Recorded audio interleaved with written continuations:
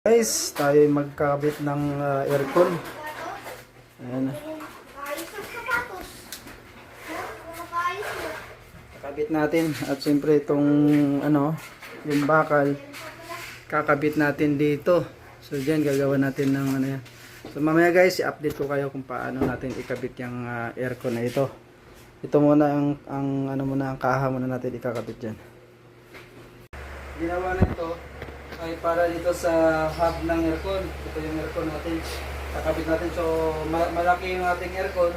Maliit yung butas. Palakihin natin. Okay guys. Ay update ko kayo pag natapos na. So, yun guys. Ito na yung hub ng ating aircon.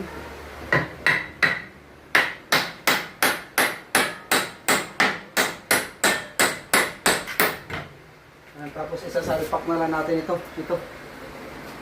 Alright.